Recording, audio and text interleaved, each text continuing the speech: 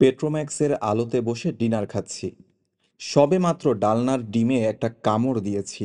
এমন সময় চৌকিদার লছমন জিজ্ঞেস করল, আপ লোগ ইমলি বাবা কো দর্শন নেহি করেঙ্গে?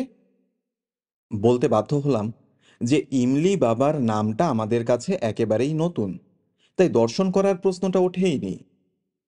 লছমন বলল, জঙ্গল বিভাগের যে জিপটা আমাদের জন্য মোতায়েন হয়েছে তার ড্রাইভারকে বললেই সে আমাদের বাবার ডেরায় নিয়ে যাবে। জঙ্গলের ভেতরেই বাবার কুটির। ভারী মনোরম পরিবেশ। সাধু হিসেবেও নাকি খুব উঁচু স্তরের। ভারতবর্ষের নানা জায়গা থেকে গণ্যমান্য লোকেরা এসে তাকে দেখে যান, ইত্যাদি ইত্যাদি। এছাড়া আর যে ব্যাপারটা শুনে আরো কৌতূহল হলো, সেটা হলো এই যে বাবার নাকি একটা পোষা কেউটে আছে। সেটা বাবার কুটিরের কাছেই একটা গর্তে থাকে, আর রোজ সন্ধেবেলা গর্ত থেকে বেরিয়ে বাবার কাছে এসে ছাগলের দুধ খায়। ধূর্যটিবাবু সব শুনে টুনে মন্তব্য করলেন যে দেশটা বুজরুকিতে ছেয়ে যাচ্ছে। বিশেষ করে ভণ্ড সাধু সন্ন্যাসীর সংখ্যা দিন দিন বিপজ্জনকভাবে বেড়ে চলেছে। পশ্চিমে যতই বিজ্ঞানের প্রভাব বাড়ছে, আমাদের দেশটা নাকি ততই আবার নতুন করে কুসংস্কারের অন্ধকারের দিকে এগোচ্ছে। এক পর্যায়ে বলেই ফেললেন, হোপলেস ব্যাপার মশাই, ভাবলে মাথায় রক্ত উঠে যায়। কথাটা বলে ধূর্যটিবাবু হাত থেকে কাঁটা চামচ নামিয়ে রেখে পাশ থেকে ফ্লাই ফ্ল্যাপ বা মক্ষিকা মারণ দণ্ডটা তুলে নিয়ে টেবিলের উপর এক অব্যর্থ চাপড়ে একটা মশা মেরে ফেললেন। ভদ্রলোকের বয়স ৪৫ থেকে ৫০-এর মধ্যে। বেটে, রোগা, ফর্সা, চোখা চোখা চেহারা। চোখ দুটো রীতিমতো কটা। আমার সঙ্গে আলাপ এই ভরতপুরে এসে। আমি এসেছি আগ্রা হয়ে, যাব জয়পুরে মেজোদার কাছে ২ হপ্তার ছুটি কাটাতে। এখানে এসে ডাকবাংলোয় বা ট্যুরিস্ট লজে জায়গা না পেয়ে শেষটায় অনেক কাঠখড় পুড়িয়ে শহরের বাইরে এই ফরেস্ট রেস্ট হাউসে এসে উঠেছি। তাতে অবশ্য আক্ষেপের কিছু নেই, কারণ জঙ্গলে ঘেরা রেস্ট হাউসে থাকার মধ্যে বেশ একটা রোমাঞ্চকর আরাম আছে। ধূর্যটিবাবু আমার একদিন আগে এসেছেন। কেন এসেছেন তা এখনো খুলে বলেননি। যদিও নিছক বেড়ানো ছাড়া আর কোনো কারণ থাকতে হবে এমন কোনো কথা নেই। আমরা দুজনে একই জিপে ঘোরাফেরা করছি। কাল এখান থেকে ২২ মাইল পূবে দিগ বলে একটা জায়গায় গিয়েছিলাম, সেখানকার কেল্লা আর প্রাসাদ দেখতে। ভরতপুরের কেল্লাও আজ সকালে দেখা হয়ে গিয়েছে। আর বিকেলে গিয়েছিলাম কেওলাদেউবের ঝিলে পাখির আস্তানা দেখতে। সে এক অদ্ভুত ব্যাপার। ৭ মাইলের উপর লম্বা ঝিল, তার মাঝে মাঝে ছোট ছোট দ্বীপের মতো ডাঙা মাথা উঁচিয়ে রয়েছে। আর সেই ডাঙার প্রত্যেকটিতে রাজ্যের পাখি এসে জড়ো হয়েছে। তার অর্ধেকের বেশি আমি কোনো কালে চোখেই দেখিনি। আমি অবাক হয়ে পাখি দেখছি, আর ধূর্যটিবাবু ক্ষণে ক্ষণে গজ গজ করে উঠছেন আর হাত দুটোকে অস্থিরভাবে এদিক ওদিক নাড়িয়ে মুখের আশপাশ থেকে উনকি সরাবার চেষ্টা করছেন। উনকি হলো একরকম ছোট পোকা, ঝাঁকে ঝাঁকে এসে মাথার চারপাশে ঘোরে আর নাকে মুখে বসে। তবে পোকাগুলো এতই ছোট যে তাদের অনায়াসে অগ্রাহ্য করে থাকা যায়। কিন্তু ধূর্যটিবাবু দেখলাম বারবার বিরক্ত হয়ে উঠছেন। এত অধৈর্য হলে কি চলে? 8:30টার সময় খাওয়া শেষ করে সামনের বারান্দায় বেতের চেয়ারে বসে চাঁদনি রাতে জঙ্গলের শোভা দেখতে দেখতে ধূর্যটিবাবুকে বললাম, ওই যে সাধুর কথা বলছিল, যাবে নাকি দেখতে? ধূর্যটিবাবু তার হাতের সিগারেটটা একটা ইউক্যালিপটাস গাছের গুড়ির দিকে তাক করে ছুঁড়ে ফেলে বললেন, কেউটে পোষ মানে না, মানতে পারে না। সাপ সম্বন্ধে আমার যথেষ্ট জ্ঞান আছে। ছেলেবেলায় জলপাইগুড়িতে থাকতাম, নিজ হাতে অজস্র সাপ মেরেছি। কেউটে হচ্ছে বীভৎস শয়তান সাপ, পোষ মানানো অসম্ভব। কাজেই সাধু বাবার খবরটা কতটা সত্যি সে বিষয়ে যথেষ্ট সন্দেহ আছে। আমি বললাম, কাল তো বিকেলে এমনিতে কোনো প্রোগ্রাম নেই, সকালে বায়ানের কেল্লা দেখে আসার পর থেকেই তো ফ্রি। আপনার বুঝি সাধু সন্ন্যাসীদের উপর খুব ভক্তি? প্রশ্নটার পিছনে বেশ একটা খোঁচা রয়েছে, সেটা বুঝতে পারলাম। কিন্তু আমি জবাবটা দিলাম খুব সরলভাবেই। ভক্তির কথা আর আসছে কি করে, কারণ সাধু সংসর্গের তো কোনো সুযোগ হয়নি এখন পর্যন্ত। তবে কৌতূহল যে আছে সেটা অস্বীকার করব না। আমারও ছিল এককালে, কিন্তু একটা অভিজ্ঞতার পর থেকে আর। অভিজ্ঞতাটা হলো, ধূর্যটিবাবুর নাকি ব্লাড প্রেশারের ব্যারাম। বছর দশক আগে তার জ্যাঠামশাইয়ের পাল্লায় পড়ে তিনি এক সাধু বাবার দেওয়া টোটকা ওষুধ খেয়ে নাকি 7 দিন ধরে অসহ্য পেটের যন্ত্রণায় ছটফট করেছিলেন। আর তার ফলে তার রক্তের চাপও নাকি গিয়েছিল বেড়ে। সেই থেকে ধূর্যটিবাবুর ধারণা হয়েছে ভারতবর্ষের শতকরা 90 ভাগ সাধুই হচ্ছে আসলে ভণ্ড, অসাধু। ভদ্রলোকের বাবা বিদ্বেষটা বেশ মজার লাগছিল, তাই তাকে খানিকটা উস্কানোর জন্যই বললাম, কেউটের পোষ মানার কথা যে বলছেন, আমি আপনি পোষ মানাতে পারবো না নিশ্চয়ই, কিন্তু হিমালয়ের কোনো কোনো সাধু তো শুনেছি একেবারে বাঘের গুহায় বাঘের সঙ্গে একসঙ্গে বাস করে। শুনেছেন তো, দেখেছেন কি? স্বীকার করতেই হলো যে দেখিনি। দেখবেন না, এ হলো আষাঢ়ে গপ্পর দেশ। শুনবেন অনেক কিছুই, কিন্তু চাক্ষুষ দেখতে চাইলে দেখতে পাবেন না। আমাদের রামায়ণ মহাভারতই দেখুন না, বলছে ইতিহাস, কিন্তু আসলে আজগুবি গপ্পর ডিপো। রাবণের 10টা মাথা, হনুমান লেজে আগুন দিয়ে লঙ্কা পুড়োচ্ছে, ভীমের অ্যাপেটাইট, ঘটোৎকচ, হিড়িম্বা, পুষ্পক্রত, কুম্ভকর্ণ, এগুলোর চেয়ে বেশি ননসেন্স আর কি আছে? আর সাধু সন্ন্যাসীদের ভণ্ডামির কথা যদি বলেন, সে তো এইসব পুরাণ থেকেই শুরু হয়েছে। অথচ সারা দেশের শিক্ষিত অশিক্ষিত লোক একদিন ধরে এইসব গিলে খাচ্ছে। বায়ানের কেল্লা দেখে রেস্ট হাউসে ফিরে লাঞ্চ ও বিশ্রাম সেরে ইমলি বাবার ডেরায় পৌঁছতে 4টে বেজে গেল। ধূর্যটিবাবু এ ব্যাপারে আর আপত্তি করেননি। হয়তো তার নিজেরও বাবা সম্পর্কে একটু কৌতূহল হচ্ছিল। জঙ্গলের মধ্যে একটা দিব্যি পরিষ্কার খোলা জায়গায় একটা বিরাট তেঁতুল গাছের নিচে বাবার কুটির। গাছের থেকেই বাবার নামকরণ, আর সেটা করেছে স্থানীয় লোকেরা। বাবার আসল নাম কি তা কেউ জানে না। খেজুর পাতার ঘরে একটি মাত্র চেলা সঙ্গে নিয়ে ভাল্লুকের ছালের উপর বসে আছেন বাবা। চেলাটির বয়স অল্প, বাবার বয়স কত তা বোঝার জো নেই। সূর্য ডুবতে এখনো ঘন্টাখানেক বাকি, কিন্তু তেঁতুল পাতার ঘন ছাউনির জন্য এ জায়গাটা এখনই বেশ অন্ধকার। কুটিরের সামনে ধুনি জ্বলছে, বাবার হাতে গাঁজার কলকে। ধুনির আলোতেই দেখলাম কুটিরের একপাশে একটা দড়ি টাঙানো, তাতে একটা গামছা আর একটা কৌপিন ছাড়া ঝোলানো রয়েছে গোটা 10 সাপের খোলস। আমাদের দেখে বাবা কলকের ফাঁক দিয়ে একটু হাসলেন। ধূর্যটিবাবু ফিস ফিস করে বললেন, বৃথা সময় নষ্ট না করে আসল প্রসঙ্গে চলে যান। দুধ খাওয়ার সময়টা কখন জিজ্ঞেস করুন।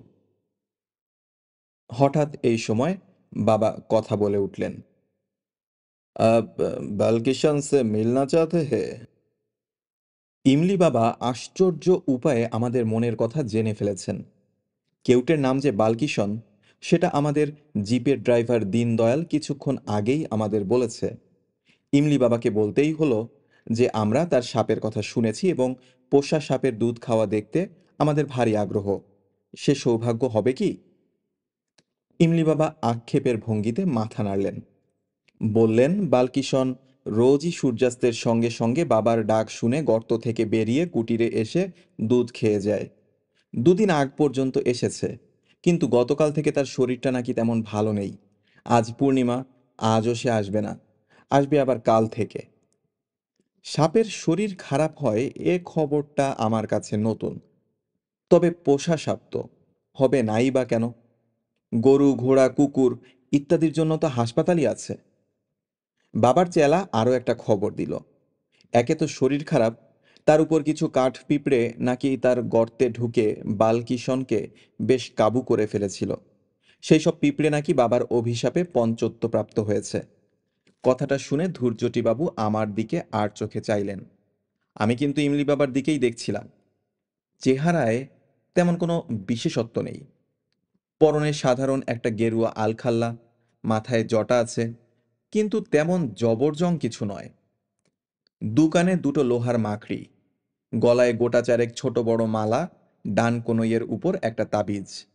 অন্য 5টা সাধু বাবার সঙ্গে খুব একটা তফাত নেই, কিন্তু তাও সন্ধ্যার পড়ন্ত আলোয় ধুনির পিছনে বসা লোকটার দিক থেকে কেন জানি চোখ ফেরাতে পারছিলাম না।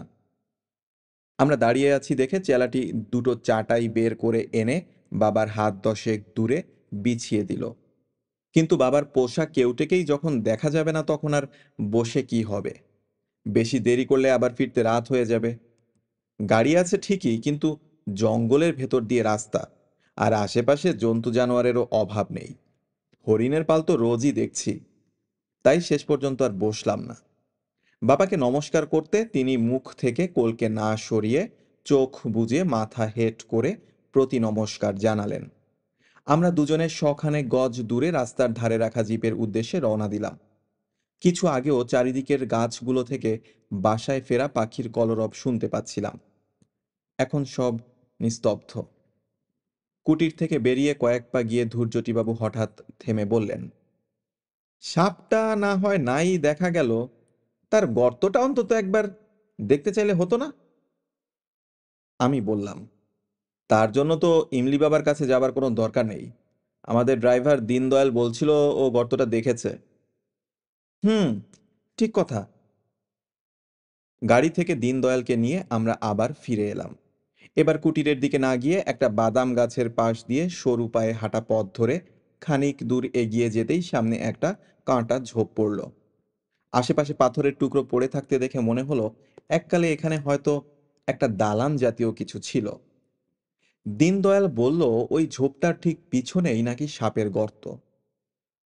এরকম ভাবে দেখে কিছু বোঝার নেই, কারণ আলো আরো কমে এসেছে। ধূর্যটিবাবু তার কোটের পকেট থেকে একটা ছোট্ট টর্চ বার করে ঝোপের ওপর আলো ফেলতেই পিছনে গর্তটা দেখা গেল। যাক, গর্তটা তাহলে সত্যিই আছে। কিন্তু সাপ, সে কি আর অসুস্থ অবস্থায় আমাদের কৌতূহল মেটানোর জন্য বাইরে বেরোবে? সত্যি বলতে কি, সাধু বাবার হাতে কেউটের দুধ খাওয়া দেখার বাসনা থাকলেও সেই কেউটের গর্তের সামনে দাঁড়িয়ে তাকে দর্শন করার খুব একটা ইচ্ছে হচ্ছিল না। কিন্তু ধূর্যটি বাবুর কৌতূহল দেখলাম আমার চেয়েও বেশি। আলোয় যখন কাজ হলো না, তখন ভদ্রলোক মাটি থেকে ঢেলা কুড়িয়ে নিয়ে সেগুলো ঝোপের ওপর ফেলতে আরম্ভ করলেন। এই বাড়াবাড়িটা আমার ভালো লাগলো না। বললাম, কি হলো মশাই, আপনার দেখি রোগ চেপে গেছে? আপনি তো বিশ্বাসই করছিলেন না যে সাপ আছে। ভদ্রলোক এবার একটা বেশ বড় ঢেলা হাতে তুলে নিয়ে বললেন, এখনো করছি না। এই ঢেলাতেও যদি ফল না হয়, তাহলে বুঝবো বাবাজি সম্বন্ধে এক স্রেফ গাঁজাখুরি গল্প প্রচার করা হয়েছে। লোকের ভুল বিশ্বাস যত ভাঙানো যায় ততই মঙ্গল। ঢেলাটা একটা ভারী শব্দ করে ঝোপের উপর পড়ে কাঁটা সমেত পাতাগুলোকে তছনছ করে দিল। ধূর্যটিবাবু টর্চটা ধরে আছেন গর্তের উপর। কয়েক মুহূর্ত সব চুপ। কেবল বনের মধ্যে কোথায় যেন একটা ঝিঝি সবেমাত্র ডাকতে আরম্ভ করেছে। এবার তার সঙ্গে আর একটা শব্দ যোগ হলো, একটা শুকনো সুরহীন শীষের মতো শব্দ। তারপর পাতার খসখসানি। আর তারপর টর্চের আলোয় দেখা গেল একটা কালো মসৃণ জিনিসের খানিকটা। সেটা নড়ছে, সেটা জ্যান্ত, আর ক্রমেই সেটা গর্তের বাইরে বেরিয়ে আসছে। এবার ঝোপের পাতা নড়ে উঠল, আর তার পর মুহূর্তেই তার ফাঁক দিয়ে বেরিয়ে এলো একটা সাপের মাথা। টর্চের আলোয় দেখলাম কেউটের জল জলে চোখ, আর তার দুভাগে চেরা জিভ, যেটা বারবার মুখ থেকে বেরিয়ে এসে লিক করে আবার সুড়ুত করে ভিতরে ঢুকে যাচ্ছে। দীনদয়াল কিছুক্ষণ থেকেই জিপে ফিরে যাবার জন্য তাগাদা করছিল। এবার ধরা গলায় অনুনয়ের সুরে বলল, छोड़ दीजिए बाबू, आप तो देख लिया, अब ओ पास चलिए। টর্চের আলোর জন্যই বোধহয় বালকিশন এখনো মাথাটা বার করে আমাদের দিকে চেয়ে আছে, আর মাঝে মাঝে জিভ বার করছে। আমি সাপ দেখেছি অনেক, কিন্তু এত কাছ থেকে এভাবে কাল কেউটে কখনো দেখিনি। আর কেউটে আক্রমণের চেষ্টা না করে চুপচাপ চেয়ে রয়েছে, এরকমও তো কখনো দেখিনি। হঠাৎ টর্চের আলোটা কেঁপে উঠে সাপের উপর থেকে সরে গেল। তারপর যে কাণ্ডটা ঘটল, সেটার জন্য আমি একেবারেই প্রস্তুত ছিলাম না। ধূর্যটিবাবু হঠাৎ একটা পাথরের টুকরো তুলে নিয়ে চোখের নিমেষে সেটা বালকিশনের মাথার দিকে তাক করে ছুঁড়ে মারলেন। আর তারপরেই পরপর আরো দুটো। একটা বিশ্রী আশঙ্কায় দিশেহারা হয়ে আমি বলে উঠলাম, আপনি এটা কি করলেন ধূর্যটিবাবু?" ভদ্রলোক আমার পাশে দাঁড়িয়ে হাঁপাতে হাঁপাতে চাপা গলায় বেশ উল্লাসের সঙ্গেই বললেন, ওয়ান কেউটে লেস। দীনদয়াল হাঁ করে বিস্ফোরিত চোখে ঝোপটার দিকে চেয়ে আছে। ধূর্যটিবাবুর হাত থেকে টর্চটা নিয়ে আমিই এবার গর্তের উপর আলো ফেললাম। বালকিশনের অসাড় দেহের খানিকটা অংশ দেখা যাচ্ছে। ঝোপের পাতায় লেগে রয়েছে সাপের মাথা থেকে ছিটকিয়ে বেরোনো খানিকটা রক্ত। এর মধ্যে কখন যে ইমলি বাবা আর তার চেলা এসে আমাদের পিছনে দাঁড়িয়েছে তা বুঝতেই পারিনি। ধূর্যটিবাবুই প্রথম পিছন ফিরলেন। তারপর আমিও ঘুরে দেখি বাবা হাতে একটা যষ্টি নিয়ে আমাদের থেকে হাত দশেক দূরে একটা বেটে খেজুর গাছের পাশে দাঁড়িয়ে ধূর্যটিবাবুর দিকে এক দৃষ্টে চেয়ে আছেন। বাবা যে এত লম্বা সেটা বসা অবস্থায় বুঝতে পারিনি, আর তার চোখের চাহনির বর্ণনা দেওয়ার ক্ষমতা আমার নেই। শুধু এইটুকু বলতে পারি যে বিস্ময়, ক্রোধ আর বিদ্বেষ মেশানো এমন চাহনি আমি কারো চোখে দেখিনি। বাবার ডান হাতটা এবার সামনের দিকে উঠে এলো। এখন সেটা নির্দেশ করছে ধূর্যটিবাবুর দিকে। হাতের তর্জনীটা এবার সামনের দিকে বেরিয়ে এসে নির্দেশটা আরো স্পষ্ট হলো। এই প্রথম দেখলাম বাবার আঙুলের এক একটা নখ প্রায় 2 ইঞ্চি লম্বা। কার কথা যেন মনে পড়ছে বাবাকে দেখে। ছেলেবেলায় দেখা বিডন স্ট্রিটে আমার মামাবাড়ির দেয়ালে টাঙানো রবি বর্মার আঁকা একটা ছবি। দুর্বাসা মুনি অভিশাপ দিচ্ছেন শকুন্তলাকে। ঠিক এইভাবে হাত তোলা, চোখে ঠিক এই চাহনি। কিন্তু অভিশাপের কথা কিছু বললেন না ইমলি বাবা। তার গম্ভীর চাপা গলায় হিন্দিতে তিনি যা বললেন তার মানে হলো, একটা বালকিষণ গেছে তাতে কি হলো, আর একটা আসবে। বালকিষণের মৃত্যু নেই, বালকিষণ অমর। ধূর্যটিবাবু তার ধুলোমাখা হাত রুমালে মুছে আমার দিকে ফিরে বললেন, চলুন। বাবার চেলা এসে গর্তের মুখ থেকে কেউটের মৃতদেহটা বার করে নিল, বোধহয় তার সৎকারের ব্যবস্থার জন্য। সাপের দৈর্ঘ্য দেখে আমার মুখ থেকে আপনা থেকেই একটা বিস্ময়সূচক শব্দ বেরিয়ে পড়ল। কেউটে যে এত লম্বা হতে পারে তা আমার ধারণাই ছিল না। ইমলি বাবা ধীরে ধীরে তার কুটিরের দিকে চলে গেলেন। আমরা তিনজন গিয়ে জিপে উঠলাম। রেস্ট হাউসে ফেরার পথে ধূর্যটিবাবুকে গুম হয়ে বসে থাকতে দেখে তাকে একটা কথা না বলে পারলাম না। বললাম, সাপটা যখন লোকটার পোষা আর আপনার কোনো অনিষ্টও করছিল না, তখন ওটাকে মারতে গেলেন কেন? ভেবেছিলাম ভদ্রলোক বুঝি সাপ আর সাধুদের আরও কিছু কড়া কথা শুনিয়ে নিজের কুকীর্তি সমর্থন করার চেষ্টা করবেন, কিন্তু তিনি সেসব কিছুই না করে উল্টে আমাকে একটা সম্পূর্ণ অবান্তর প্রশ্ন করে বসলেন। খগম কে বলুন তো মশাই? খগম? খগম নামটা আবছা আবছা চেনা চেনা মনে হচ্ছে, কিন্তু কোথায় শুনেছি বা পড়েছি মনে পড়ল না। ধূর্যটিবাবু আরও বার দুয়েক আপন মনে খগম খগম করে শেষটায় চুপ করে গেলেন। রেস্ট হাউসে যখন পৌঁছলাম তখন 6:30 বাজে। ইমলি বাবার চেহারাটা মাঝে মাঝে মনে পড়ছে।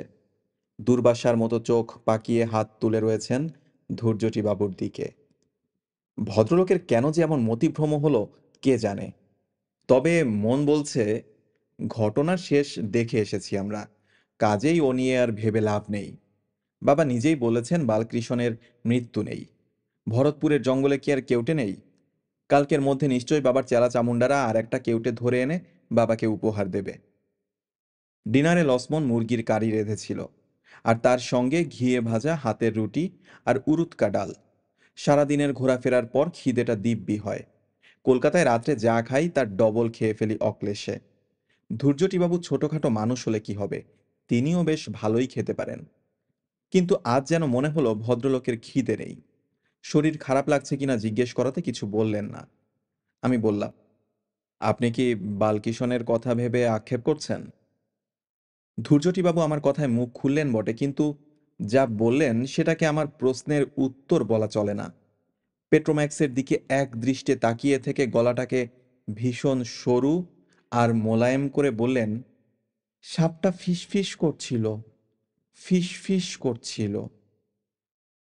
আমি হেসে বললাম, ফিসফিস না ফোসফোস? ধূর্যটিবাবু আলোর দিক থেকে চোখ না সরিয়ে মাথা নেড়ে বললেন, না, ফিসফিস। সাপের ভাষা সাপের শীষ, ফিসফিস, ফিসফিস। কথাটা বলে ভদ্রলোক নিজেই জিভের ফাঁক দিয়ে সাপের শীষের মতো শব্দ করলেন কয়েকবার। তারপর আবার ছড়া কাটার ভঙ্গিতে মাথা নেড়ে বললেন, সাপের ভাষা সাপের শীষ, ফিসফিস, ফিসফিস। বালকিশনের বিষম বিষ। ফিস ফিস, ফিস ফিস। এটা কি ছাগলের দুধ? শেষ কথাটা অবশ্য ছড়ার অংশ নয়। সেটা হলো সামনে প্লেটে রাখা পুডিংকে উদ্দেশ্য করে। লক্ষ্মণ শুধু দুধ বুঝে ছাগল টাগল না বুঝে বলল, হ্যাঁ বাবু, দুধ হ্যায়, আউর আন্ডে ভি হ্যায়। দুধ আর ডিম দিয়ে যে পুডিং হয় সে কে না জানে। ধৈর্যটিবাবু লোকটা স্বভাবতই একটু খামখেয়ালি ও ছিটগ্রস্ত, কিন্তু ওর আজকের হাবভাবটা একটু বাড়াবাড়ি বলে মনে হচ্ছিল। তিনি নিজেই হয়তো সেটা বুঝতে পেরে যেন জোর করেই নিজেকে সামলে নিয়ে বললেন, বড় বেশি রোদে ঘোরা হয়েছে কয়দিন, তাই বোধহয় মাথাটা, কাল থেকে একটু সাবধান হতে হবে। আজ শীতটা বেশ জাঁকিয়ে পড়েছে, তাই খাবার পরে আর বাইরে না বসে ঘরে গিয়ে আমার স্যুটকেসটা গোছাতে লাগলাম। কাল সন্ধ্যার ট্রেনে ভরতপুর ছাড়ব। মাঝরাত্রিরে সবাই মাধোপুরে চেঞ্জ, ভোর 5টায় জয়পুর পৌঁছানো। অন্তত এটাই ছিল আমার প্ল্যান। কিন্তু সে প্ল্যান ভেস্তে গেল। মেজদাকে টেলিগ্রাম করে জানিয়ে দিতে হলো যে অনিবার্য কারণে যাওয়া একদিন পিছিয়ে যাচ্ছে। কেন এমন হলো সেটাই এখন বলতে চলেছি। ঘটনাগুলো যথাসম্ভব স্পষ্ট ও অবিকলভাবে বলতে চেষ্টা করব। এ ঘটনা যে সকলে বিশ্বাস করবে না সেটা জানি। প্রমাণ যাতে হতে পারত সে জিনিসটা ইমলি বাবার কুটিরের 50 হাত উত্তরে হয়তো এখনো মাটিতে পড়ে আছে। সেটার কথা ভাবলেও আমার গা শিউরে ওঠে। কাজেই সেটা প্রমাণ হিসেবে হাতে করে তুলে নিয়ে আসতে পারিনি। তাতে আর আশ্চর্য কি? যাকগে, এখন ঘটনায় আসা যাক। স্যুটকেস গুছিয়ে লণ্ঠনটাকে কমিয়ে ড্রেসিং টেবিলের আড়ালে রেখে রাতের পোশাক পরে বিছানায় উঠতে যাব। এমন সময় পূব দিকের দরজায় টোকা পড়ল। এই দরজার পিছনেই ধূর্যটিবাবুর ঘর। দরজা খুলতেই ভদ্রলোক চাপা গলায় বললেন, আপনার কাছে ফ্লিট জাতীয় কিছু আছে, কিংবা মশা তাড়ানোর অন্য কোনো ওষুধ? আমি বললাম, মশা এলো কোত্থেকে? আপনার ঘরের দরজা জানলায় জাল দেওয়া নেই? তা আছে। তবে? তাও কি যেন কামড়াচ্ছে। সেটা টের পাচ্ছেন আপনি? হ্যাঁ, হাতে মুখে দাগ হয়ে যাচ্ছে। দরজার মুখটা অন্ধকার, তাই ভদ্রলোকের চেহারাটা ভালো করে দেখতে পাচ্ছিলাম না। বললাম, আসুন ভিতরে আসুন, দেখি কি দাগ হলো। ধূর্যটিবাবু ঘরের ভিতরে এলেন। লণ্ঠনটা সামনে তুলে ধরতেই দাগগুলো দেখতে পেলাম। রুহিতন মার্কা কালশিটের মতো দাগ। এ জিনিস আগে কখনো দেখিনি, আর দেখে মোটেই ভালো লাগলো না। বললাম, বিদঘুটে ব্যারাম বাঁধিয়েছেন, অ্যালার্জি থেকে হতে পারে। কাল সকালে উঠেই ডাক্তারের খোঁজ করতে হবে। আপনি বরং ঘুমোতে চেষ্টা করুন, ও নিয়ে আর চিন্তা করবেন না। আর এটা পোকার ব্যাপার নয়, অন্য কিছু। যন্ত্রণা হচ্ছে কি? উহু। তাও ভালো। যান, শুয়ে পড়ুন। ভদ্রলোক চলে গেলেন, আর আমিও বিছানায় উঠে কম্বলের তলায় ঢুকে পড়লাম। রাত্রে ঘুমোবার আগে বিছানায় শুয়ে বই পড়ার অভ্যাস। এখানে লণ্ঠনের আলোয় সেটা আর পড়া সম্ভব হচ্ছে না। আর সত্যি বলতে কি, সেটার প্রয়োজনও নেই। সারাদিনের ক্লান্তির পর বালিশে মাথা দেবার 10 মিনিটের মধ্যে ঘুম এসে যায়। কিন্তু আজ আর সেটা হলো না। একটা গাড়ির শব্দে তন্দ্রা ভেঙে গেল। সাহেবের গলা শুনতে পাচ্ছি, আর একটা অচেনা কুকুরের ডাক। ট্যুরিস্ট এসেছে রেস্ট হাউসে। কুকুরটা ধমক খেয়ে চেঁচানো থামালো। সাহেবরাও বোধহয় ঘরে ঢুকে পড়েছে। আবার সব নিস্তব্ধ, কেবল বাইরে ঝিঝি ডাকছে। না, শুধু ঝিঝি নয়, তাছাড়াও আর একটা শব্দ পাচ্ছি।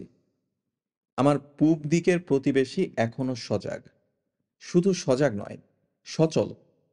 তার পায়ের শব্দ পাচ্ছি। অথচ দরজার তলার ফাঁক দিয়ে কিছুক্ষণ আগেই দেখেছি লণ্ঠনটা হয় নিভিয়ে দেওয়া হলো, না হয় পাশের বাথরুমে রেখে আসা হলো। অন্ধকার ঘরে ভদ্রলোক পায়চারি করছেন কেন?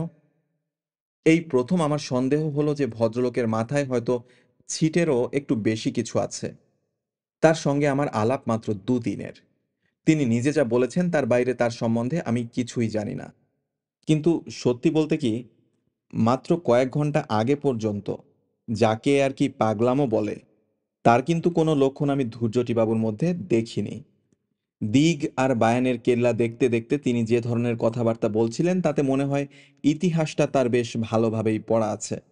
শুধু তাই নয়, আর্ট সম্বন্ধেও যে তার যথেষ্ট জ্ঞান আছে সেটার প্রমাণও তিনি তার কথাবার্তায় দিয়েছেন। রাজস্থানের স্থাপত্যে হিন্দু ও মুসলমান কারিগরদের কাজের কথা তিনি রীতিমতো উৎসাহের সঙ্গে বলছিলেন। না, ভদ্রলোকের শরীরটাই বোধহয় খারাপ হয়েছে। কাল একজন ডাক্তারের খোঁজ করা অবশ্য কর্তব্য। আমার ঘড়ির রেডিয়াম ডায়ালে তখন বলছে 11:45। পুবের দরজায় আবার টোকা পড়ল। এবার বিছানা থেকে না উঠে একটা হাঁক দিলাম। কি ব্যাপার দুর্জটিবাবু? শু- শু- শু- শু- শু- শু- কি বলছেন? শু- শু- শু- শু- শু- শু- বুঝলাম ভদ্রলোকের কথা আটকে গেছে। এ তো আচ্ছা ফ্যাসাদে পড়া গেল দেখছি। আবার বললাম, কি বলছেন ঠিক করে বলুন। শু- শু- শু- শুনবেন একটু? অগত্যা উঠলাম। দরজা খুলতে ভদ্রলোক এমন একটা ছেলে মানুষের মতো প্রশ্ন করলেন যে আমার বেশ বিরক্তই লাগলো। আচ্ছা, স- স- স- সাপ কি দন্তস্ব? আমি আমার বিরক্তি লুকোবার কোনো চেষ্টা করলাম না। আপনি এটা জানার জন্য এত রাত্রে দরজা ধাক্কালেন? বলুন। দন্তস্ব? আগে হ্যাঁ, সাপ মানে যখন সর্প স্নেক তখন দন্তস্ব। আর তালব্য স? সেটা অন্য সাপ। তার মানে অভিশাপ। হ্যাঁ, অভিশাপ। Thank you. শুয়ে পড়ুন। ভদ্রলোকের অবস্থা দেখে আমার একটু মায়া হচ্ছিল। বললাম, আপনাকে বরং একটা ঘুমের ওষুধ দেই। ও জিনিসটা আমার কাছে আছে। খাবেন? না, শীতকালে এমনিতেই ঘুমাই। শুধু সন্ধ্যায় সূর্যাস্তের সময়। ভদ্রলোককে বাধা দিয়ে বললাম, আপনার জিভে কিছু হয়েছে নাকি? কথা আটকে যাচ্ছে কেন? আপনার টর্চটা একবার দিন তো। ভদ্রলোকের পেছন পেছন আমি ওনার ঘরে ঢুকলাম। টর্চটা ড্রেসিং টেবিলের ওপর রাখা ছিল। সেটা জেলে ভদ্রলোকের মুখের সামনে ধরতেই তিনি হাঁ করে জিভটা বার করে দিলেন। জিভে কিছু যে একটা হয়েছে সে বিষয়ে সন্দেহ নেই। একটা সরু লাল দাগ ডগা থেকে শুরু করে জিভের মাঝখান পর্যন্ত চলে গেছে। এটাতেও কোনো যন্ত্রণা নেই বলছেন? কই, না তো। কি যে ব্যারাম বাঁধিয়ে বসেছেন ভদ্রলোক সেটা আমার বোঝার সাধ্য নেই। এবারে ভদ্রলোকের খাটের দিকে চোখ গেল। বিছানার পরিপাটি ভাব দেখে বুঝলাম তিনি এখনো পর্যন্ত খাটে ওঠেননি। বেশ কড়া সুরে বললাম, আপনাকে শুতে দেখে তারপর আমি নিজের ঘরে যাব। আর জোড়হাত করে অনুরোধ করছি আর দরজা ধাক্কাবেন না। কাল ট্রেনে ঘুম হবে না জানি, তাই আজকে রাতটা ঘুমিয়ে নিতে চাই। ভদ্রলোক কিন্তু খাটের দিকে যাবার কোনো রকম আগ্রহ দেখালেন না। লণ্ঠনটা বাথরুমে রাখা হয়েছে, তাই ঘরে প্রায় আলো নেই বললেই চলে। বাইরে পূর্ণিমার চাঁদ। উত্তরের জানালা দিয়ে ঘরের মেঝেতে জ্যোৎস্না এসে পড়েছে। তারই প্রতিফলিত আলোয় ধূর্যটিবাবুকে দেখতে পাচ্ছি। স্লিপিং স্যুট পরে দাঁড়িয়ে আছেন, আর মাঝে মাঝে ঠোঁট ফাঁক করে শীষ দেওয়ার মতো শব্দ করছেন। আমি আসবার সময় কম্বলটা গায়ে জড়িয়ে এসেছি, অথচ ধূর্যটিবাবু দিব্যি গরম টরম কিচ্ছু না পরে দাঁড়িয়ে আছেন। ভদ্রলোক শেষটায় যদি সত্যিই একটা গোলমেলে ব্যারাম বাঁধিয়ে বসেন, তাহলে তো তাকে ফেলে আমার পক্ষে যাওয়াও মুশকিল হবে। বিদেশে বিভুঁইয়ে একজন বাঙালি বিপদে পড়লে আরেকজন তার জন্য কিছু না করে সরে পড়বে, এ তো হতে পারে না। আরেকবার তাকে বিছানায় শুতে বলেও যখন কোনো ফল হলো না, তখন বুঝলাম ওর হাতটা ধরে টেনে নিয়ে জোর করে শুইয়ে দেওয়া ছাড়া আর কোনো রাস্তা নেই। তিনি যদি অবাধ্য শিশু হতে চান, আমাকে তার গুরুজনের ভূমিকা নিতেই হবে। কিন্তু তার হাতটা ধরা মাত্র আমার শরীরে এমন একটা প্রতিক্রিয়া হলো যে আমি চমকে 3 হাত পিছিয়ে গেলাম। ধূর্যটিবাবুর শরীর বরফের মতো ঠান্ডা। জ্যান্ত মানুষের শরীর এত ঠান্ডা হতে পারে এ আমি কল্পনাই করতে পারিনি। আমার অবস্থা দেখেই বোধহয় ধূর্যটিবাবুর ঠোঁটের কোণে একটা হাসির ভাব ফুটে উঠল। তার কটা চোখ দিয়ে তিনি এখন আমার দিকে চেয়ে মিচকি মিচকি হাসছেন। আমি ধরা গলায় বললাম, আপনার কি হয়েছে বলুন তো? ধূর্যটিবাবু আমার দিক থেকে চোখ সরালেন না। একদৃষ্টে চেয়ে আছেন প্রায় মিনিট খানেক ধরে। অবাক হয়ে দেখলাম যে একটিবারও তার চোখের পাতা পড়ল না। এরই মধ্যে তার জিভটা বার কয়েক ঠোঁটের ফাঁক দিয়ে বেরোলো। তারপর তিনি ফিসফিস গলায় বললেন, বাবা ডাকছেন, বালকিষণ, বালকিষণ, বাবা ডাকছেন। তারপর ভদ্রলোকের হাঁটু ভাঁজ হয়ে গেল। তিনি প্রথমে হাঁটু গেড়ে বসলেন, তারপর শরীরটাকে সামনে এগিয়ে দিয়ে মাটিতে উপুড় হয়ে শুয়ে কনুইয়ের উপর ভর করে নিজেকে হেঁচড়ে টেনে নিয়ে খাটের তলায় অন্ধকারে চলে গেলেন। আমি বেশ বুঝতে পারছিলাম যে আমার সমস্ত শরীর ঘামে ভিজে গেছে, হাত পা ঠক ঠক করে কাঁপছে। আমি আর দাঁড়িয়ে থাকতে পারছি না। ভদ্রলোক সম্বন্ধে দুশ্চিন্তা কেটে গিয়ে এখন যেটা অনুভব করছি সেটা অবিশ্বাস আর আতঙ্কে মেশানো একটা অদ্ভুত ভয়াবহ ভাব। নিজের ঘরে ফিরে এলাম। দরজাটা বন্ধ করে খিল লাগিয়ে আপাদমস্তক কম্বল মুড়ি দিয়ে কিছুক্ষণ শুয়ে থাকার পর কাঁপুনিটা কমল। চিন্তাটা একটু পরিষ্কার হলো। ব্যাপারটা কোথায় গিয়ে দাঁড়িয়েছে এবং চোখের সামনে যা ঘটতে দেখেছি তা থেকে কি সিদ্ধান্তে পৌঁছানো যায় সেটা একবার ভেবে দেখলাম। আজ বিকেলে আমার সামনে ধূর্যটিবাবু ইমলি বাবার পোষা কেউটেকে পাথরের ঘায়ে মেরে ফেললেন। তারপরেই ইমলি বাবা ধূর্যটিবাবুর দিকে আঙুল দেখিয়ে বললেন, একটা বালকিষণ গেছে, তার জায়গায় আরেকটা বালকিষণ আসবে। সেই দ্বিতীয় বালকিষণ কি সাপ না মানুষ, নাকি সাপ হয়ে যাওয়া মানুষ? ধূর্যটিবাবুর সর্বাঙ্গে চাকা চাকা দাগগুলো কি? জিভের দাগটা কি? সেটা কি দুভাগে ভাগ হয়ে যাবার আগের অবস্থা? তার শরীর এত ঠান্ডা কেন? তিনি খাটে না শুয়ে খাটের তলায় ঢুকলেন কেন? হঠাৎ বিদ্যুতের ঝিলিকের মতো একটা জিনিস মনে পড়ে গেল। খগম। ধূর্যটিবাবু জিজ্ঞেস করছিলেন খগমের কথা। নামটা চেনা চেনা লাগছিল, কিন্তু বুঝতে পারিনি। এখন মনে পড়ে গেছে। ছেলেবেলায় পড়া মহাভারতের একটা গল্প। খগম নামে এক তপস্বী ছিলেন। তার শাপে তার বন্ধু সহস্রপাদ মুনি ঢোঁড়া সাপ হয়ে যান। খগম, দন্ত সয়াকার সাপ, তালব্য সয়াকার সাপ, সব মিলে যাচ্ছে। তবে তিনি হয়েছিলেন ঢোড়া। আর ইনি কি? আমার দরজায় আবার কে যেন ধাক্কা দিচ্ছে। উপর দিকে নয়, তলার দিকে, চৌকাঠের ঠিক উপরে। একবার, দুবার, তিনবার। আমি বিছানা থেকে নড়লাম না। দরজা আমি খুলব না, আর না। আওয়াজ বন্ধ হলো। আমি দম বন্ধ করে কান পেতে আছি। এবার কানে এলো শিসের শব্দ। দরজার কাছ থেকে ক্রমে সেটা দূরে সরে গেল। এবার আমার নিজের হৃদস্পন্দন ছাড়া আর কোনো শব্দ নেই। ওটা কি? একটা চি চি শব্দ, একটা তীক্ষ্ণ মিহি আর্তনাদ। আর্তনাদ ক্রমে মিলিয়ে এসে আবার নিস্তব্ধতা। 10 মিনিট গেল। ঘড়ি দেখলাম, 1:45। ঘুম যে কোথায় উধাও হয়েছে জানি না। জানলা দিয়ে বাইরের গাছপালা দেখা যাচ্ছে। চাঁদ বোধহয় ঠিক মাথার ওপরে। একটা দরজা খোলার শব্দ। পাশের ঘরে ধূর্যটিবাবু বারান্দায় যাবার দরজাটা খুলেছেন।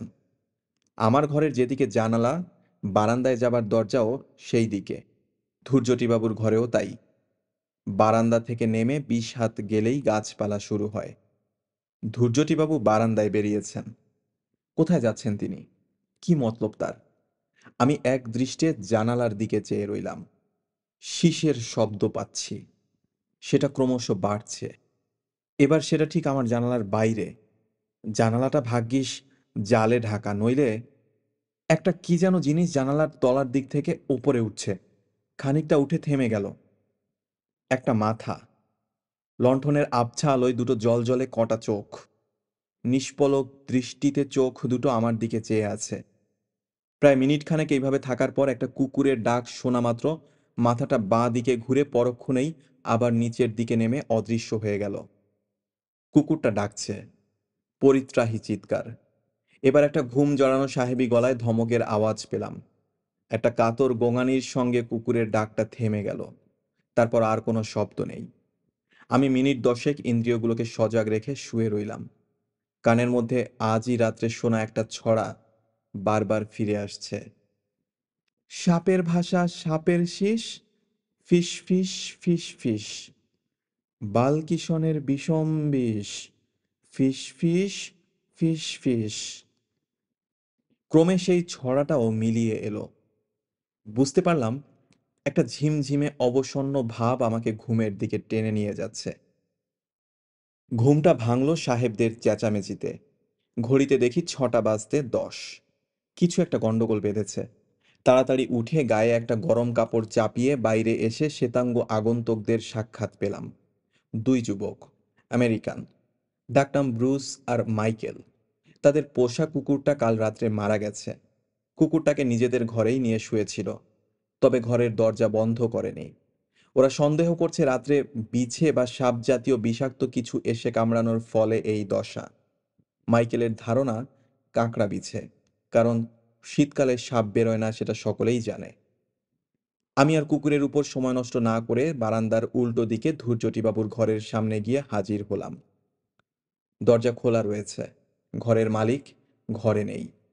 লক্ষ্মণ রোজ ভোর 5:30টায় উঠে উনুন ধরিয়ে চায়ের জল গরম করে। তাকে জিজ্ঞেস করতে সে বলল ধূর্যটিবাবুকে সে দেখেনি। নানা রকম আশঙ্কা মনের মধ্যে ঘুরপাক খাচ্ছে। যে করে হোক ভদ্রলোককে খুঁজে বার করতেই হবে। পায়ে হেঁটে আর কতদূর যাবেন তিনি? কিন্তু চারপাশের জঙ্গলে অনেক খোঁজাখুঁজি করেও তার কোনো খোঁজ পাওয়া গেল না। 10:30টায় জিপ এলো। আমি ড্রাইভারকে বললাম পোস্ট অফিস যাব, জয়পুরে টেলিগ্রাম করতে হবে। ধূর্যটিবাবু রহস্য সমাধান না করে ভরতপুর ছাড়া যাবে না। মেজদাকে টেলিগ্রাম করে ট্রেনের টিকিট একদিন পিছিয়ে রেস্ট হাউসে ফিরে এসে শুনলাম তখনও পর্যন্ত ধূর্যটিবাবুর কোনো খবর পাওয়া যায়নি। আমেরিকান দুটি তাদের মরা কুকুরটাকে কবর দিয়ে এর মধ্যেই তল্পিতল্পা গুটিয়ে উধাও। সারা দুপুর রেস্ট হাউসের আশেপাশে ঘোরাফেরা করলাম। জিপটা আমার আদেশ মতোই আবার বিকেলে এসে হাজির হলো। একটা মতলব ছিল মাথায়। মন বলছিল সেটাই হয়তো ফল হবে। ড্রাইভারকে বললাম, এমলি বাবার কাছে চলো। কাল যেমন সময় এসেছিলাম আজও প্রায় সেই একই সময়ে গিয়ে পৌঁছলাম বাবার কুটিরে। বাবা কালকের মতো ধুনি জ্বালিয়ে বসে আছেন। শিষ্য আজ আরও দুটি বেড়েছে। তাদের মধ্যে একজন মাঝবয়সী, অন্যটি ছোকরা। বাবা আমাকে দেখেই ঘাড় বেঁকিয়ে নমস্কার জানালেন। কালকের সেই ভস্ম করা চাহনির সঙ্গে আজকের চাহনির কোনো মিল নেই। আমি আর সময় নষ্ট না করে বাবাকে সরাসরি জিজ্ঞেস করলাম যে আমার সঙ্গে কাল যে ভদ্রলোকটি এসেছিলেন তার কোনো খবর তিনি দিতে পারেন কিনা। বাবার মুখ প্রসন্ন হাসিতে ভরে গেল।